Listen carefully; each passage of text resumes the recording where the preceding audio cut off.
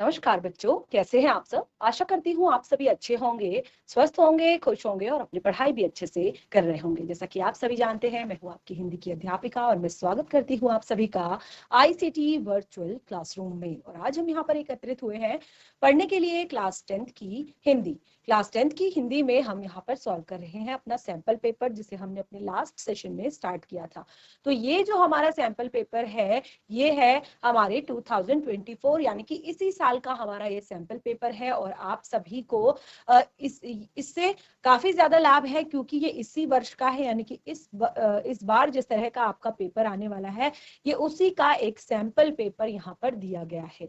तो देखिए, last session में मैंने आपको पूरा का पूरा पेपर जो है आपके लिए डिस्कस कर दिया था, यानी कि पूरा पेपर मैंने आपको बताया कि किस तरह का आपका पेपर आने वाला है, क्या क्या चीजें उसमें होंगी।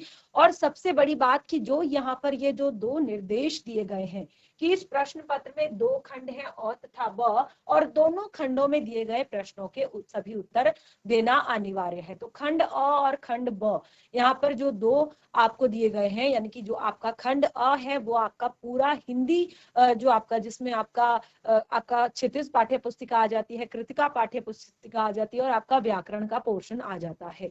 और बाकी आपका खंड ब जो है वो है आपका जो आपकी अनिवार्य संस्कृत, यानी कि जो आपकी हिंदी के साथ जो बुक है संस्कृत की, उसकी आपका खंड ब आपका उसमें से है।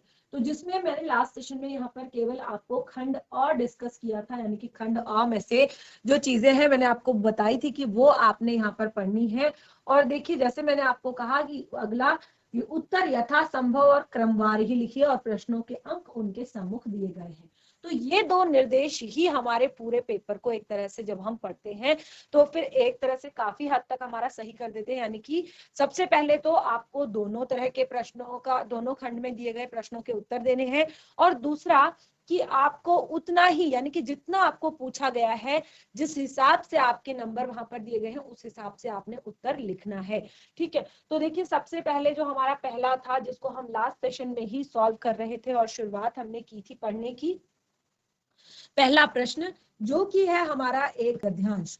तो हम यहाँ पर उस अपठित गद्यांश को आज फिर से पढ़ेंगे। और मैंने आप लोगों से कहा था कि अगर हो सके तो आप इसको घर पर पढ़ें, अगर आप लोगों के पास अवेलेबल हो इस तरह का कोई सैंपल पेपर। तो अब देखिए, इसको हम यहाँ पर पढ़ते हैं और ध्यान से आपने समझना है। 7 नंबर का है। देखिए, इससे पहले जैसे मैंने कहा कि जब आपका 100 नंबर का पेपर हुआ करता था तो ये आपका 15 नंबर का प्रश्न ये होता था। यानी कि सोचिए, आप पूरे 8 नंबर आपके यहाँ से कम हुए हैं। तो इस तरह से अगर आपको यहाँ पर पूरे 7 नंबर अगर अच्छे से चाहिए तो आप इसको अब आसानी से कर सकते हैं। बस थोड़ा आपने क्या करना है, समझना है। तो देखिए, जो हम लास्ट सेशन में पढ़ रहे थे वो थोड़ा सा ही हमने शुरुआत की थी, जिसमें हम पढ़ रहे थे वर्तमान शिक्षा प्रणाली के बारे में। ठीक है, तो वर्तमान शिक्षा प्रणाली जीवन के लिए घोर अभिशाप सिद्ध हो रही है। यहाँ पर हम पढ़ रहे थे कि किस तरह की शिक्षा प्रणाली आजकल चल रही है और किस तरह से ये जो जीवन के लिए एक अभिशाप सिद्ध हो रही है। यानी कि क्यों ये अभिशाप सिद्ध हो रही है, तो यहाँ पर देखिए, शिक्षा मनुष्य को सुसंस्कृत और स्वावलंबी बनाने का साधन होनी चाहिए। यानी कि जो शिक्षा होती है, शिक्षा का अर्थ ये नहीं कि आपके मैथ्स में 98 आ गए या साइंस में 95 आ गए या इंग्लिश में 97 आ गए या हिंदी में 94 आ गए। इस तरह से आप, ये शिक्षा नहीं कि आपने अंक हासिल कर लिए, केवल केवल और केवल अंक हासिल करना, अच्छी परसेंटेज हासिल करना, अच्छा स्कोर करना शिक्षा नहीं है। शिक्षा का जो मेन उद्देश्य होता है, जो शिक्षा का मुख्य उद्देश्य होता है, वो होता है मनुष्य को सुसंस्कृत बनाना और स्वावलंबी बनाना। किंतु वर्तमान शिक्षा नीति में ये गुण नहीं है। जो वर्तमान शिक्षा है इसमें ये गुण नहीं है, क्योंकि आज के टाइम पर कंपटीशन बहुत ज्यादा बढ़ गया है। छोटी क्लास से ही आपने देखा होगा बच्चों के ऊपर कितना ज्यादा प्रेशर होता है कि आपको क्लास में फर्स्ट आना है, आपको इतने परसेंटेज लाने हैं, ये करना है, वो करना है।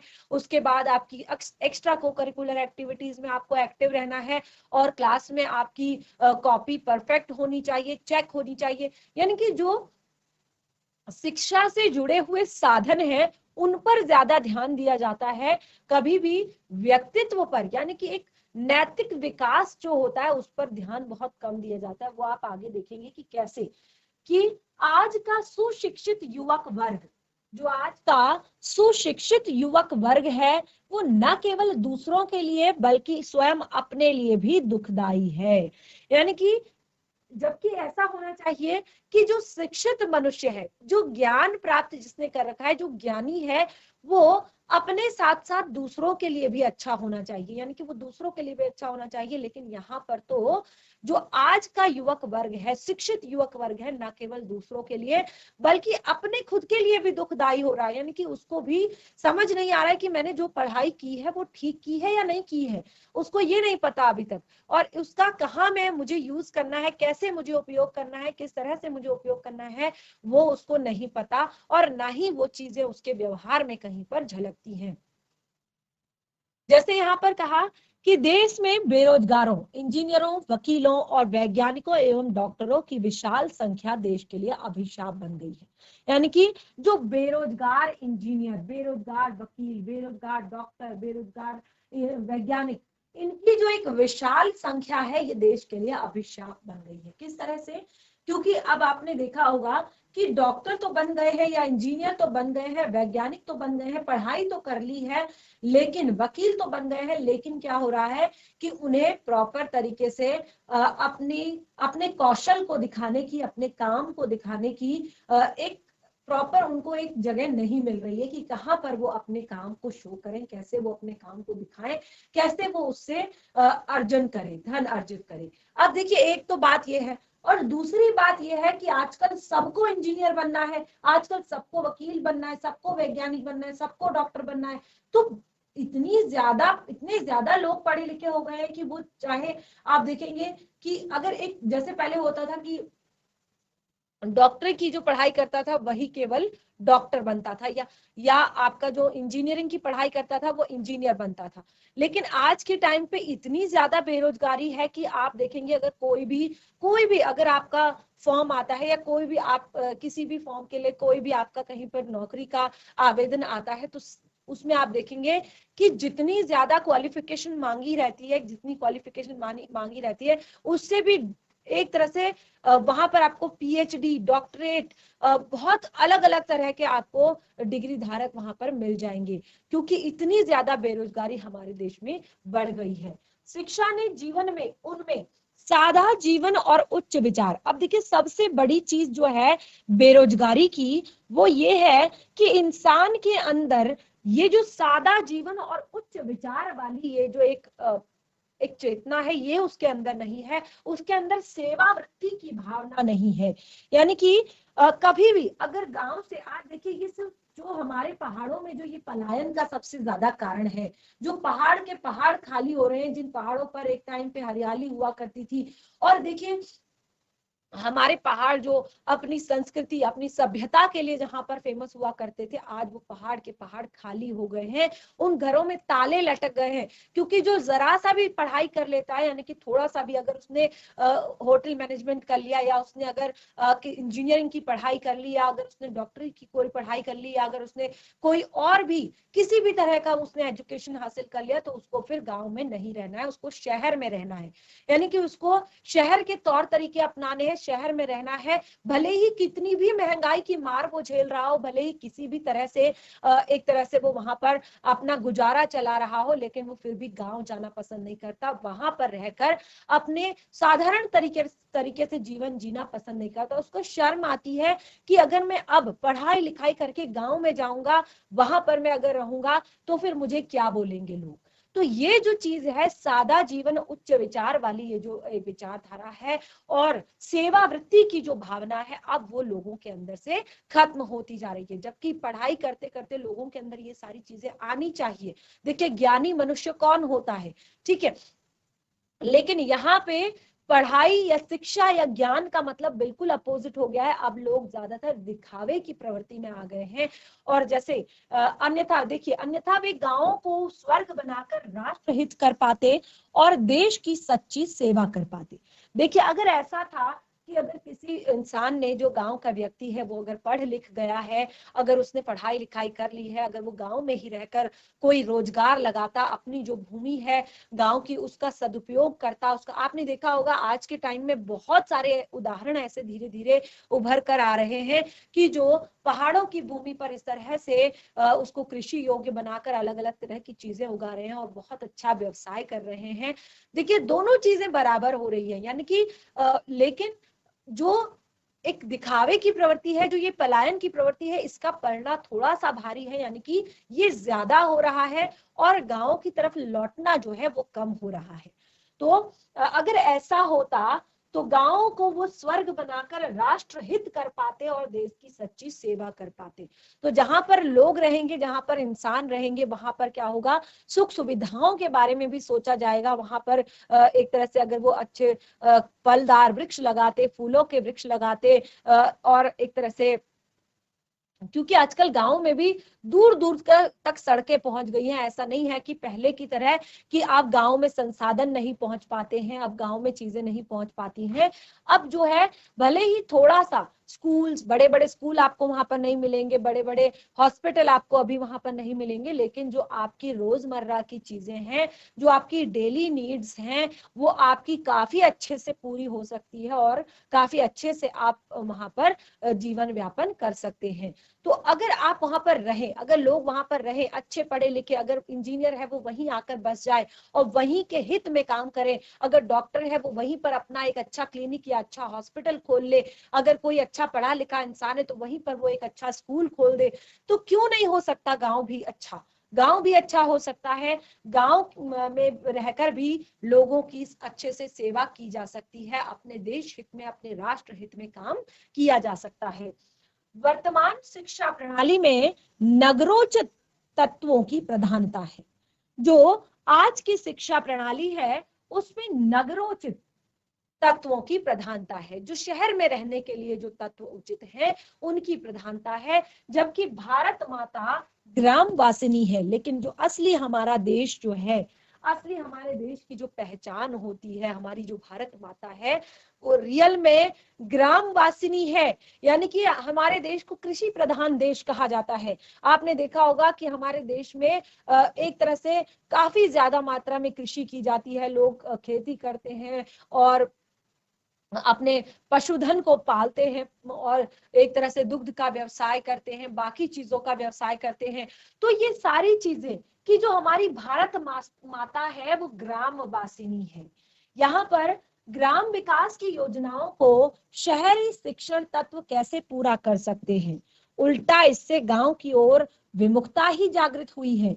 तो जो ग्राम विकास की योजनाएं हैं उनको शहरी तत्व कैसे पूरा कर सकते हैं, क्योंकि देखिए शहर की अलग नीड्स है, गांव की अलग जरूरतें हैं, तो उनको जो शहरी तत्व है वो पूरा नहीं कर सकते, बल्कि इससे गांव की तरफ विमुखता ही जागृत होती है। भारत जनतंत्र का उपासक है, तो हमारा भारत है वो जनतंत्र का उपासक है और यह जीवन शैली भारत ने अपनाई है। यह जनता की शिक्षा का माध्यम, जनता की भाषा होनी चाहिए। विदेशी भाषा के माध्यम से भारत का नागरिक विदेशी आचार विचार, रहन सहन, जीवन पद्धति, सभ्यताओं एवं संस्कृति को ही ग्रहण करेगा। देखिए कितनी सुंदर बात यहाँ पर लिखी हुई है कि जो हमारी शिक्षा, यानी कि भारत की जनता के शिक्षा का माध्यम क्या होना चाहिए, जनता की भाषा होनी चाहिए। अब हमारी जनता की भाषा क्या है, अगर हम देखें हमारे देश में के ज्यादातर हिस्से में जो है हिंदी बोली जाती है, हिंदी पढ़ी जाती है, हिंदी लिखी जाती है। लेकिन आज के टाइम में आप देखेंगे कि शहरों में भले ही माँ बाप को अच्छे से हिंदी बोलनी भी नहीं आती, वो अपनी जो उनकी क्षेत्रीय भाषा है, जो उनकी मातृभाषा है, जो उनकी ग्रामीण भाषा है उसको बोलते हैं, लेकिन वो चाहते हैं कि उनका बच्चा जो है वो इंग्लिश मीडियम में पढ़े, वो अंग्रेजी मीडियम में पढ़े। ठीक है, वो भी चाहते हैं कि उनका बच्चा आगे जाकर शहर में ही रहे, यहीं पर कुछ अच्छा काम करे और यहीं पर रहे। तो ये चीजें कैसे हमारे गांव को ठीक कर सकती हैं, इसके लिए क्या चाहिए कि हमारी जो सब शिक्षा प्रणाली है, जो भारत की जनता की शिक्षा है, जो भारत के नागरिकों की शिक्षा है, उसका जो माध्यम है वो जनता की भाषा ही होनी चाहिए। क्योंकि अगर विदेशी भाषा हमारे विद्या अध्ययन का माध्यम बनेगी, विदेशी भाषा हमारी शिक्षा का माध्यम बनेगी, तो फिर जो हमारे देश का नागरिक होगा, जो भारत का नागरिक होगा, वो क्या सीखेगा? जैसे हम आपको बताते हैं कि सुबह उठकर आप सबको गुड मॉर्निंग बोलो। हम अपने बच्चों को आजकल सिखाते हैं कि आप सुबह उठकर सबको गुड मॉर्निंग बोलो, ठीक है। कभी ये नहीं कहते कि जाकर उनके चरण स्पर्श करो, ठीक है। हमारा जो रियल में एक तरह से जो हमारी रियल सभ्यता संस्कृति है वो है कि हम सुबह उठकर धरती माता को प्रणाम करें, अपने माता पिता को प्रणाम करें, स्कूल में जाकर अपने गुरुजनों को प्रणाम करें। तो ये हमारी रियल सभ्यता संस्कृति है। लेकिन हम क्या कहते हैं? Hello good morning. क्या कहते हैं? Hello good morning. जबकि ये हमारी सभ्यता संस्कृति नहीं है।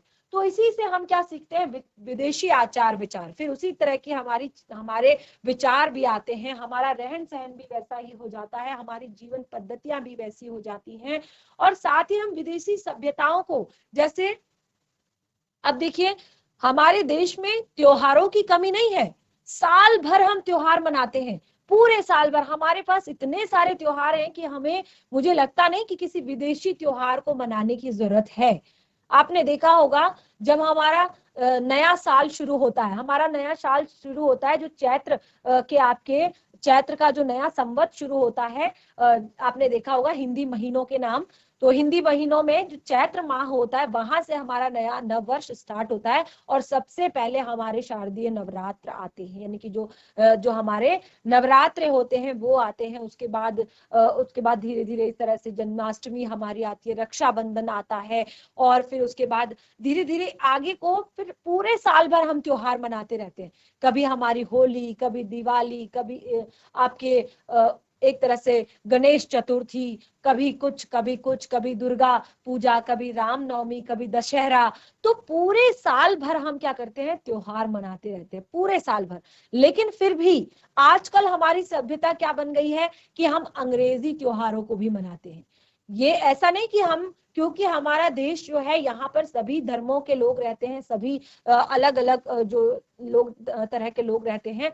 तो मैं ऐसा नहीं कह रही हूँ कि आप उनके त्योहार मत मनाइए या उनसे बैर भाव करिए, लेकिन अपनी सभ्यता संस्कृति को मत भूलिए। मुझे लगता है आज के टाइम में बहुत कम बच्चे, देखिए जो बच्चों को क्रिसमस डे उन्हें पता होगा, या अभी जैसे और भी बहुत सारे फेस्टिवल्स ऐसे होते हैं जो कि हमारे देश में नहीं मनाए जाते, लेकिन फिर भी अभी देखिए बर्थडे के दिन केक काटना, ठीक है, ये एक बहुत ही अब एक बहुत ही आम चीज बन गई है, बहुत ही कॉमन हो गया है कि बर्थडे पे, या आप देखेंगे कि पूरे साल भर की न्यू ईयर में हम केक कट करते हैं, ठीक है, किसी की एनिवर्सरी होती है तो हम केक कट करते हैं, बर्थडे होता है तो हम केक कट करते हैं, या फिर हम किसी चीज का इनोग्रेशन कर रहे होते हैं वहां पर हम केक कट करते हैं। लेकिन पहले क्या होता था, हमारी जो सभ्यता है, हमारी जो संस्कृति है, कि हम उसमें क्या करते हैं?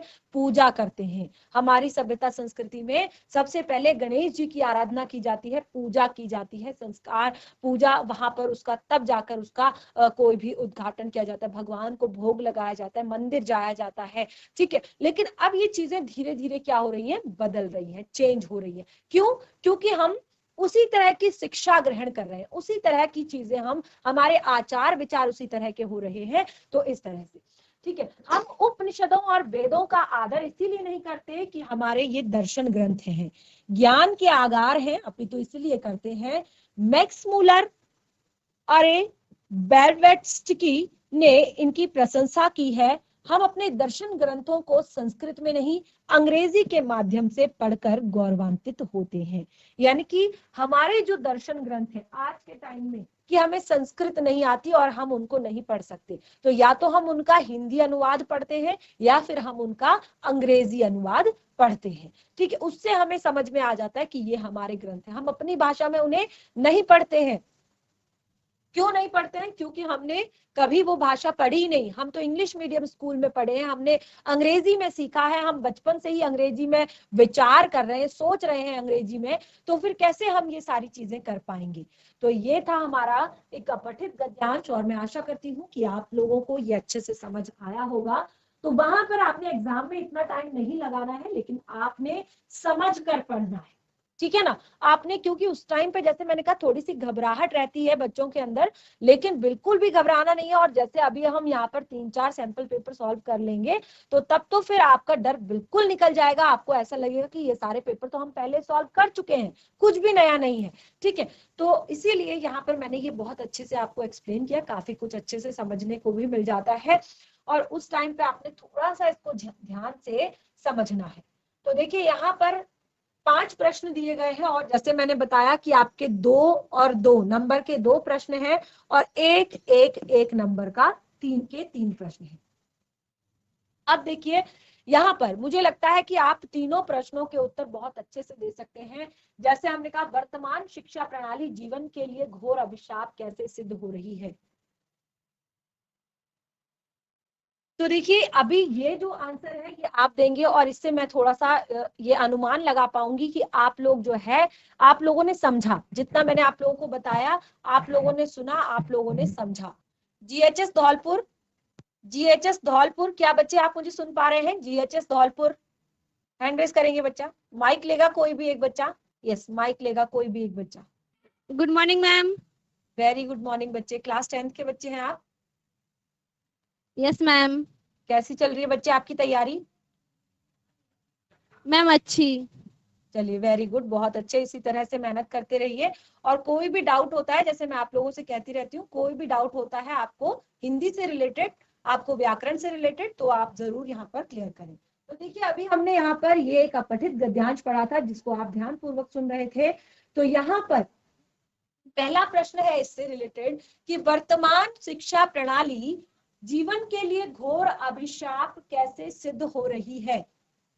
मैम ऊपर से है मैम, पैराग्राफ नीचे कर दीजिए मैम, नेटवर्क इशू हो रहा है मैम। अब आया, वर्तमान शिक्षा प्रणाली जीवन के लिए घोर अभिशाप सिद्ध हो रही है। शिक्षा मनुष्य को संस्कृति एवं स्वावलंबी बनाने का साधन होनी चाहिए, किंतु वर्तमान शिक्षा में यह गुण नहीं है। वेरी गुड, लेकिन आपने पूरा एज इट इज नहीं उतारना है, ठीक है, यही मैं आपको बता रही हूँ, क्योंकि अभी आप छोटे बच्चे नहीं है कि आप एज इट इज उतार लें, और फिर इससे काफी ज्यादा एक तरह से फर्क पड़ता है। आपको आंसर को थोड़ा सा समझना है। यहाँ पर कहा है कि वर्तमान शिक्षा प्रणाली जीवन के लिए घोर अभिशाप कैसे सिद्ध हो रही है। तो आप यहाँ पर पूरा लिखेंगे कि वर्तमान शिक्षा प्रणाली जीवन के लिए घोर अभिशाप सिद्ध हो रही है, क्योंकि जो शिक्षा होती है वो मनुष्य को सुसंस्कृत और स्वावलंबी बनाने का साधन होती है, बल्कि जबकि आज की शिक्षा प्रणाली में ये गुण नहीं है। ठीक है, इतना आप लिखेंगे। और उसके आगे भी आपको लगता है जो आपको समझ आया है अच्छे से, जो आपने अपने दिमाग में चीजें बिठाई है, वो आप एक लाइन लिख दें, क्योंकि 2 नंबर का है ये प्रश्न। ठीक है, तो जैसे आप कहेंगे कि किस तरह से, अब देखिए अगला प्रश्न जो है यहाँ पर कि वर्तमान शिक्षा प्रणाली ने युवक वर्ग पर क्या प्रभाव डाला है। आज के युवक वर्ग पर वर्तमान शिक्षा प्रणाली ने क्या प्रभाव डाला है। यस मैम, आज का सुशिक्षित युवक वर्ग न केवल दूसरों के लिए बल्कि स्वयं उशिक्षित युवक वर्ग न केवल दूसरों के लिए बल्कि स्वयं अपने लिए भी दुखदायी बन रहा है, क्योंकि देश में बेरोजगारी, इंजीनियर एवं वैज्ञानिकों का, डॉक्टरों की विशाल संख्या देश के लिए अभिशाप बन गई है। हाँ, और ये भी आप लिख सकते हैं कि जो आज का सुशिक्षित युवक वर्ग न केवल दूसरों के लिए बल्कि अपने लिए भी दुखदायी बन रहा है, क्योंकि उनमें सादा जीवन और उच्च विचार और सेवा वृत्ति उत्पन्न नहीं हो रही है। ठीक है, कैसे नहीं हो रही है? क्योंकि उनको उस तरह की शिक्षा नहीं मिल रही है।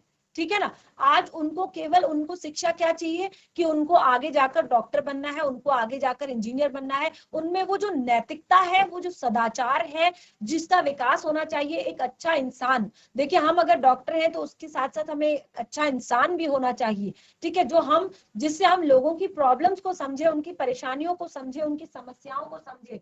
सिर्फ पढ़ा लिखा होने से इंसान अच्छा नहीं हो जाता। ठीक है, तो इस तरह से आप उत्तर लिख सकते हैं। अगला है, वर्तमान शिक्षा प्रणाली में किन तत्वों की प्रधानता है। वर्तमान शिक्षा प्रणाली में किन तत्वों की प्रधानता है। वर्तमान शिक्षा प्रणाली में किन तत्वों की प्रधानता है। मैम वर्तमान शिक्षा प्रणाली में नगरोचित भारत में नगरों नगरोचित तत्वों की प्रधानता है, यानी कि जो इंसान को केवल शहर में रहने योग्य बनाने का, ठीक है। उनके अंदर ये नहीं आता कि वो कभी अपने घर जाए, अपने गांव जाए, उनके अंदर ये आता नहीं, अब ये मेरा बेटा जिसने यहाँ से पढ़ाई की है ये यहीं रहेगा, ये यहीं पे जॉब करेगा और यहीं पे अपना घर बनाएगा, यहीं पर रहेगा। तो इस तरह की जो नगरोचित जो तत्व है, इनकी प्रधानता जो है बढ़ती जा रही है, ठीक है। अगला है आपका, शिक्षा का माध्यम जनता की भाषा क्यों होनी चाहिए। शिक्षा का माध्यम जनता की भाषा क्यों होनी चाहिए, इसको जरा अपने मन से बताने की कोशिश करें कि शिक्षा का माध्यम जनता की भाषा क्यों होनी चाहिए। शिक्षा का माध्यम जनता की भाषा होनी चाहिए। विदेशी भाषा के माध्यम से भारत का नागरिक विदेशी आचार विचार, रहन सहन, जीवन पद्धति, सभ्यताओं वे प्लीज सभ्यता और संस्कृतियों को ही ग्रहण करेगा, ठीक है। आप ही तो इसलिए कहते हैं। हाँ, देखिए यहाँ पर कहा है कि वर्तमान शिक्षा प्रणाली, शिक्षा का माध्यम जनता की भाषा क्यों होनी चाहिए। तो शिक्षा का माध्यम जनता की भाषा इसलिए होनी चाहिए ताकि वो अपनी सभ्यता संस्कृतियों को सीखे, ठीक है ना। वो अपनी संस्कृति सभ्यताओं को आगे बढ़ाए, ना कि दूसरी भाषा की सभ्यता संस्कृतियों को। हमें क्या मतलब कि विदेश में क्या होता है, हमें अपने देश की सभ्यता संस्कृति को आगे बढ़ाना है, अपने देश की सभ्यता संस्कृति को आगे लेकर जाना है। तो अगर हम दूसरी भाषा में अगर हम शिक्षा ग्रहण करेंगे तो क्या होगा, हमारे आचार विचार, हमारा रहन सहन, हमारी जीवन पद्धति, हमारी सभ्यता जो संस्कृति है वो सब क्या होती जाएगी, बदलती जाएगी। जैसे आज का समय, आज हम क्या हो रहा है कि 90% हम जो है पश्चिमी सभ्यता का अनुकरण कर रहे हैं, अपनी सभ्यता का नहीं बल्कि पश्चिमी सभ्यता का। हमारा रहन सहन, जहां देखिए पहले लोग नीचे बैठकर, ठीक है, हमारी भारत की सभ्यता क्या थी कि हम जमीन पर बैठकर खाना खाते थे, आसन लगाकर खाना खाते थे। अभी हमें खाना खाने के लिए डाइनिंग टेबल चाहिए, जहां पर हमारा पहनावा जो था, अब आप देख सकते हैं भारत का, आपने देखा होगा छोटी क्लासेस में बताते हैं कि क्या हमारे अलग अलग राज्य हैं, वहां पर कौन से राज्य का किस तरह का पहनावा है, कौन से राज्य का किस तरह का फूड है, किस तरह का खाना है, ये सारी चीजें आपने देखी होंगी। इसीलिए ये सिखाते हैं बचपन से ही। लेकिन अब हम क्या है, हमारा पहनावा पूरी तरह से चेंज हो गया है, हम पूरी तरह से पश्चिमी सभ्यता का अनुकरण कर रहे हैं। हमारे तिथि त्योहार जो भी है, हम उनको सेलिब्रेट तो करते हैं, लेकिन हमारे तौर तरीके जो है अलग हो गए हैं उनको सेलिब्रेट करने के, ठीक है। अब जैसे मैंने यहाँ पर कहा कि अब हिंदी महीनों को तो हम बिल्कुल भूल गए। आपको हिंदी महीनों के नाम पता है? क्लास में किसी भी बच्चे को हिंदी महीनों के नाम पता है? हिंदी महीनों के नाम? मैम क्या? हिंदी महीनों के नाम जो हमारे हिंदी महीने होते हैं ना। Yes ma'am. यस, किस किस को पता है क्लास में? पहले तो केवल हैंड रेज, एक मिनट, हैंड रेज करके बताएंगे पहले तो क्लास में किस किस को हिंदी महीनों के नाम पता है। देखिए ये तो अंग्रेजी के महीने ना, जनवरी, फरवरी, मार्च, अप्रैल, मई, जून, ये तो आप इंग्लिश में भी ऐसे ही लिखते हैं और हिंदी में भी इसको ऐसे ही बोलते हैं। लेकिन जो हमारे हिंदी महीने हैं किस किस को पता है? यस, केवल एक बच्चे को, 2, 3, यस, कोई बात नहीं, जितना पता है उतना बोलिए। देखिए शर्माना नहीं है, शर्माना नहीं है बिल्कुल। यस, आप ही बोल दीजिए। बच्चा क्लास 10th में है तो थोड़ा बहुत, हाँ बोलिए। मैम वो बोल रही कि मुझे हिंदी में आता है। हाँ मतलब हिंदी में ही बोलना, फरवरी ऐसे नहीं ऐसे नहीं, ये तो अंग्रेजी महीने हैं बच्चे। आप इसको अंग्रेजी में कुछ और बोलते हैं? नहीं बोलते। जनवरी को आप अंग्रेजी में भी जनवरी बोलते हैं। Good morning ma'am. Very good morning बच्चे, बोलिए बच्चा। मैम चतुर वैशाख फाल्गुन माघ ज्येष्ठ, चैत्र बैसाख के बाद फाल्गुन माघ नहीं आता बच्चे। यस, जीआईसी कोट द्वार से हैंड रेज आ रहा है। जीआईसी कोट द्वार, यदि आपका माइक रेडी है तो बच्चा फटाफट माइक लेंगे जीआईसी कोट द्वार से। Good morning ma'am. Very good morning बच्चे, क्लास 10th के बच्चे हैं आप? जी मैम। यस, बोलिए बच्चा। मैम चैत्र, गुड, बैसाख, वेरी गुड, यस यस सही बोल रहे हैं आप, बोलिए। सही बोल रहे हैं बच्चा आप, जीवोष्ट, सही बोला। हाँ जीवोष्ट, आषाढ़, ज्येष्ठ, हाँ आषाढ़, और श्रवण श्रावण, और भाद्रपद भाद्रपद, वेरी गुड। आश्विन, आस आस यस आस कार्तिक, कार्तिक के बाद पौष, माघ, फाल्गुन, फिर से चैत्र। ठीक है, जिस तरह से हमारे हिंदी के 12 महीने होते हैं, उस अंग्रेजी के 12 महीने होते हैं, बिल्कुल उसी तरह से हिंदी के भी हमारे 12 महीने होते हैं। तो आज तो आप इनको पहले लिख लीजिए घर पे। ठीक है, वेरी गुड, बैठ जाइए, आपने कोशिश तो की, बहुत अच्छी, बैठिए। तो यही है, देखिए अब हमारी शिक्षा प्रणाली ऐसी हो गई है कि अब आप देखिए, जो हमारी मेन चीज है, जो हमारी हिंदी, जो हमारे महीनों के नाम है, वही हमें याद नहीं है। ठीक है ना, तो ये मैं आपका दोष नहीं है, क्योंकि आप शुरू से ही, जब हम शुरू से पढ़ते हैं, हम स्कूल जाते हैं, हमें सिखाया ही यही जाता है कि हिंदी में भी हम जनवरी ऐसे लिखते हैं और अंग्रेजी में भी हम जनवरी लिखते हैं। ठीक है, तो कभी भी हमें बहुत कम, मुझे लगता है कि लिखवाया जाता है हिंदी महीनों के नाम। ठीक है, तो यही है कि जो शिक्षा प्रणाली में जो चेंजेस आए हैं, जो ये परिवर्तन आए हैं, वही यहाँ पर बताया गया है। ठीक है, तो इसीलिए शिक्षा का माध्यम जो है जनता की भाषा होनी चाहिए, ताकि जो है हम अपनी सभ्यता संस्कृति को आगे लेकर जाएं। ठीक है, अगर हमारी जो शिक्षा का माध्यम हिंदी मीडियम अगर स्कूल होगा, अगर हम एक सब्जेक्ट भी वहां पर अच्छे से हिंदी पढ़ेंगे, आपने देखा होगा कि कई स्कूलों में तो 6 क्लास से ही हिंदी नहीं होती, या 10th के बाद तो बिल्कुल नहीं होती। ठीक है, तो इसीलिए अगर एक सब्जेक्ट भी एटलीस्ट हमारा हिंदी का हो और उसको, उस पर हम प्रॉपर तरीके से ध्यान देकर पढ़ें, तो फिर हम कहीं ना कहीं थोड़ा बहुत अपनी सभ्यता संस्कृति को फॉलो कर सकते हैं। वरना फिर जैसे मैंने कहा कि पूरे हमारे आचार विचार, रहन सहन, ये सब कुछ जो है होता है, ये कैसा हो जाता है, हमारा विदेशी हो जाता है, यानी कि दूसरी भाषा का हो जाता है। अब यहाँ पर एक बहुत ही महत्वपूर्ण प्रश्न है, 1 नंबर का प्रश्न है, लेकिन हमेशा आता है, इस गद्यांश का उपयुक्त शीर्षक दीजिए। अब देखिए, पूरा गद्यांश आपने पढ़ा है, इसको जरा होमवर्क में नोट कर लीजिए। नेक्स्ट सेशन में मैं आपसे ये गद्यांश जो है अच्छे से समझा आप सभी ने, और मुझे लगता है जिस तरह से आप लोग आंसर दे रहे हैं, आपने अच्छे से समझ रखा है, समझ लिया है इस गद्यांश को। तो ये प्रश्न आपका होमवर्क में है, यानी कि इस गद्यांश का आपने एक उपयुक्त शीर्षक जो है नेक्स्ट सेशन में मुझे लिखकर बताना है। सब लोग एक दूसरे को नहीं दिखाएंगे अपना आंसर। ठीक है, नेक्स्ट सेशन में केवल मुझे बताएंगे हैंड रेज करके कि मैम ये मेरा आंसर है, मैम ये मेरा आंसर है, सारे बच्चे। ठीक है, क्योंकि 1 नंबर का है, लेकिन इससे पता चलता है कि आपने गद्यांश को कितने ध्यान से पढ़ा और आपको गद्यांश कितना समझ आया। ठीक है, उसके बाद प्रश्न 2 पर हम आते हैं। तो जैसे मैंने आपको बताया कि ये तो बहुत ही ज्यादा इजी आपको इस बार दिया गया है, इस तरह का, कि इस तरह से आपको यहाँ पर इस प्रश्न को सॉल्व करना है, क्योंकि यहाँ पर आपको दिए गए हैं संकेत बिंदु, यानी कि इन्हीं के आधार पर आपने उत्तर लिखना है। तो यहाँ पर है, दिए गए संकेत बिंदुओं के आधार पर किसी एक विषय पर लगभग 250 क्या क्या चीजें नोट करनी है, वो आप यहाँ पर देखिए। उसी को मैं आपको यहाँ पर सर्कल कर रही हूँ, जो आपने यहाँ पर देखना है। सबसे पहले आपने देखना है संकेत बिंदु, यानी कि आपको यहाँ पर पॉइंट्स दिए गए हैं, आपने इन्हीं के आधार पर किसी एक, यानी कि दोनों में से किसी एक विषय पर लगभग 250, यानी कि इससे ऊपर नहीं होना चाहिए। यानी कि कई बार आपने देखा होगा बच्चे 10-10 पेज भर देते हैं।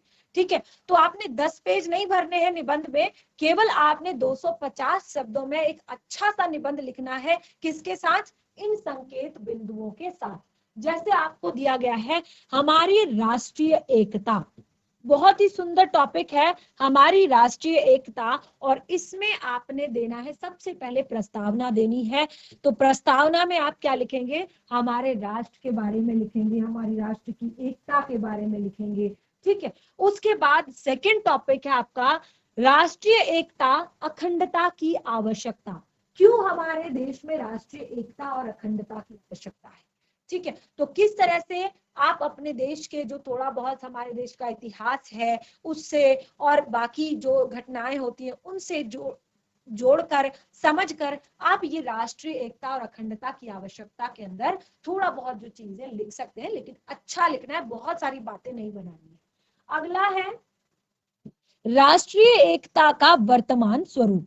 कि जो हमारी राष्ट्रीय एकता है, राष्ट्रीय एकता की बात तो हम कर रहे हैं, लेकिन कैसा है इसका वर्तमान स्वरूप, क्या है इसका वर्तमान स्वरूप, उसके बारे में आपने लिखना है। अगला है राष्ट्रीय एकता में छात्रों की भूमिका। एक छात्र की भूमिका राष्ट्रीय एकता में किस तरह से हो सकती है, छात्र किस तरह से राष्ट्रीय एकता में एक महत्वपूर्ण भूमिका निभा सकते हैं या निभा सकता है, वो आपने यहाँ पर लिखना है। ठीक है, उसके बाद आता है आपका उपसंहार। उपसंहार यानी कि कंक्लूजन, आप पूरे के पूरे निबंध का कंक्लूजन यहाँ पर देंगे। ठीक है, तो उसमें आपको आ जाएगा आपका उपसंहार, और फिर से देखिए सेम एक टॉपिक आपको यहाँ पर दिया गया है इसी तरह का। ठीक है, तो इसके बाद जो हमारा अगला तीसरा प्रश्न जो है उसको हम नेक्स्ट सेशन में डिस्कस करेंगे, जो है हमारा पत्र लेखन। और जैसे मैंने आपको बताया, मैं पूरा का पूरा टॉपिक आपको यहाँ पर क्लियर करूंगी उसका, कैसे आपको पत्र लिखना है, पूरा आपको फॉर्मेट यहाँ पर बताऊंगी, और क्या क्या जरूरी बातें होती हैं, और क्या होते हैं आपके औपचारिक पत्र, क्या होते हैं आपके अनौपचारिक पत्र। तो वो सारी चीजें हम डिस्कस करेंगे हमारे नेक्स्ट सेशन में। और मैं आशा करती हूँ कि जो भी आज आपने यहाँ पर पढ़ा वो आपको अच्छे से समझ आया होगा, और कोई भी डाउट होता है तो उसे नेक्स्ट सेशन में जरूर क्लियर करें। तब तक के लिए धन्यवाद, आपका दिन शुभ।